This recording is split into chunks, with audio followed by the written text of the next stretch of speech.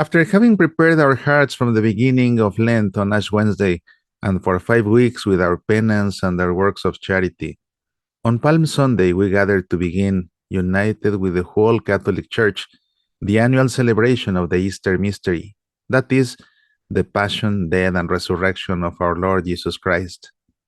Mysteries that begin with his entry to Jerusalem, the holy city. The liturgical name of this day is Palm Sunday of the Passion of the Lord.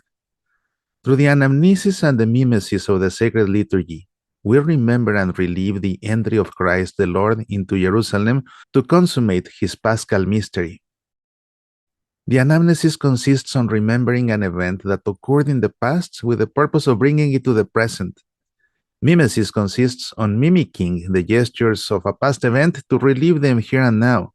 This way, this liturgical memorial puts us fully in the joy of the triumphal entry of Jesus into the holy city, especially when the liturgical celebration begins with a procession.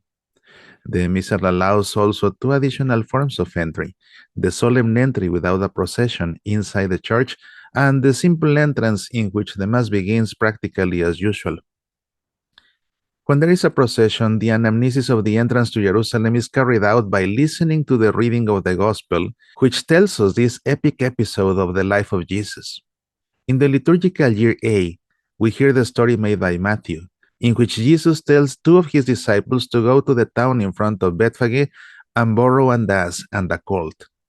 In year B, we may listen to the account of Mark, who speaks only of a colt, and adds that some people in the town question the apostles for taking it. We may also hear what John says, in whose version Jesus finds himself an ass, and without further ado, he rides it to fulfill the scriptures. Unlike the other evangelists, John does not detail the fact that the ass was covered with cloaks, which is a gesture reserved to a royal mount. In year C, we hear Luke telling a version very similar to Matthew and Mark, specifying that it was the owners of the colt who questioned the two apostles who borrowed it. The four evangelists are consistent in pointing out that Jesus was acclaimed when he entered Jerusalem, with hosannas and blessings to the King of Israel.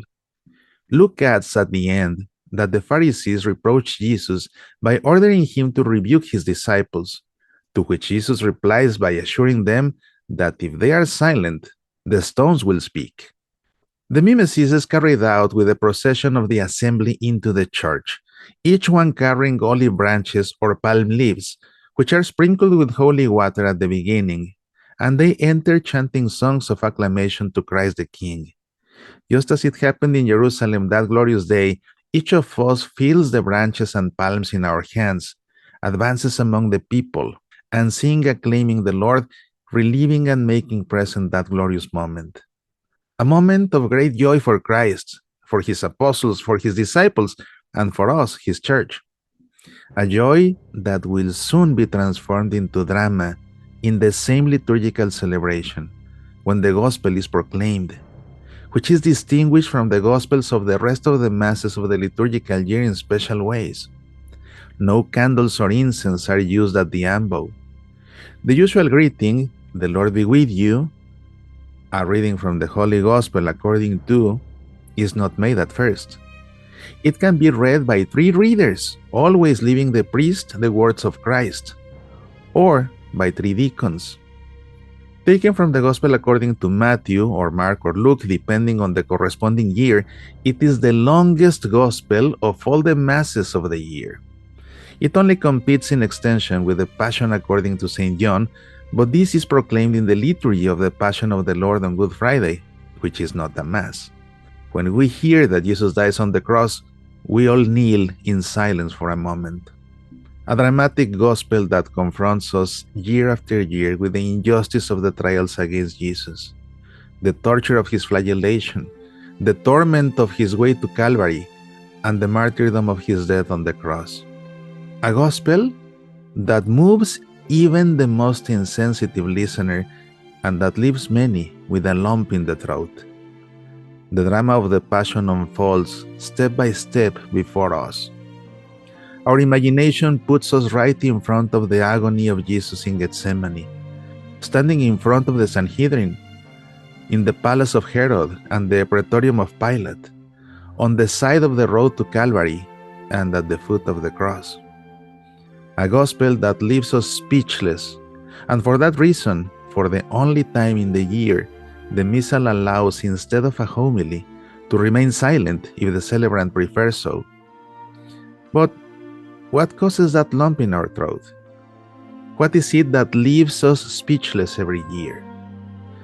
The horror of the Passion of Christ, or the shame of knowing that although He has died for us, we have not been able to respond faithfully to Him? The pain of seeing Him suffer for us, or recognizing that we are not worthy of such suffering? Lent is not over yet. Palm Sunday of the Passion of the Lord is in fact the 6th Sunday of Lent. But with this celebration, our Holy Week begins. It is for this moment we have prepared ourselves throughout Lent by praying more intensely, cultivating our generosity by increasing our almsgiving, and striving to keep the fast we traditionally observe. This week, Christ will institute the Eucharist and the priesthood on Holy Thursday. He will die for our salvation on Good Friday. From His grave He will descend to hell on Holy Saturday, and will rise with all His glory on Easter Sunday. The mystery of redemption is about to be consummated, and Christ invites us to witness His infinite love, living these sacred mysteries by His side. Until next time, be passionate about our faith.